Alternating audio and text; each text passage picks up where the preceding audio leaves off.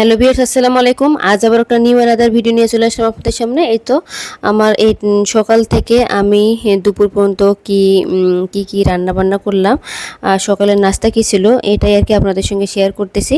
এই তো প্রথমে আমি নুডলসটা সকালে রান্না করে দিয়ে বাবুদের সকালের নাস্তা খাওয়ার পরে আমি প্লেট বাটিগুলো পরিষ্কার করে নিচ্ছি।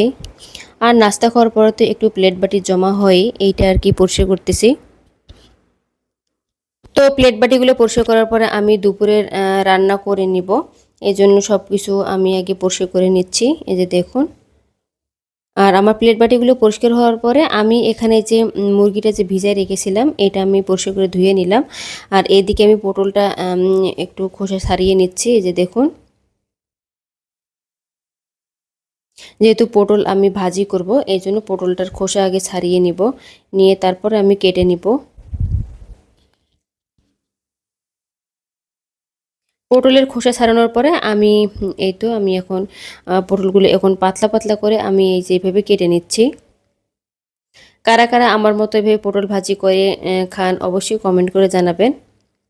আর এভাবে পটল ভাজি করলে কিন্তু অনেক ভালো লাগে, অনেক এত মজা লাগে যে কি বলবো। তারপর আমি যে পেঁয়াজগুলো কেটে নিচ্ছি, পেঁয়াজ আর মরিচ ভাজি আর হলো মুরগির মাংস রান্না করার জন্য।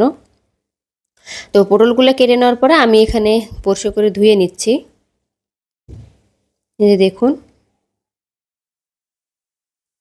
আর এইদিকে আমি চুলায় একটা কড়াই বসিয়ে দিয়ে এখানে আমি পেঁয়াজ কুচি দিয়ে দিলাম। পেঁয়াজ কুচি দিয়ে আমি এখানে রান্নার রেগুলার তেল দিয়ে দিচ্ছি।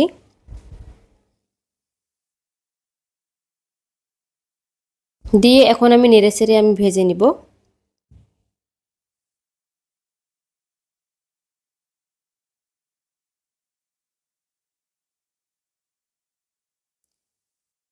এই তো আমার পেঁয়াজটা ভাজা হওয়ার পরে আমি এখানে দিয়ে দিলাম হলো মশলাগুলো দিয়ে আমি এখন এইভাবে কষিয়ে নিচ্ছি।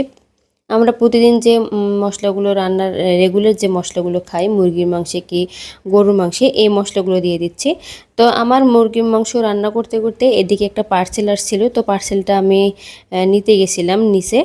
তো মুরগির মাংসটা বসিয়ে দিয়ে আমি যাচ্ছিলাম পার্সেলটা নিতে। তো এই তো আমার মুরগির মাংসটা হয়ে গিয়েছে। তারপর আমি এখন ভাজিটা করে নিব, পটল ভাজি। এই যে দেখুন, আমি পটল ভাজি করার জন্য আমি এখানে পেঁয়াজ কুচি আর হলো কাঁচামরিচ ফালিয়ে দিয়েছি। এখানে কিন্তু আমি রসুন দিইনি। আর এখানে পরিমাণ মতো হলুদ আর লবণ দিয়েছি পটলের মধ্যে। দিয়ে আমি এখন নেড়েচেড়ে আমি কিছুক্ষণ ভেজে নিব। আর এখানে কিন্তু ওই সবজিটা থেকে যে পানিটা বের হয়েছে এই পানিতেই সেদ্ধ হয়ে যাবে। এখানে কোনো আমি পানি দেইনি। এভাবে আমি নেড়েচেড়ে আমি সবজিটা ভাজি করে নিচ্ছি, পটল।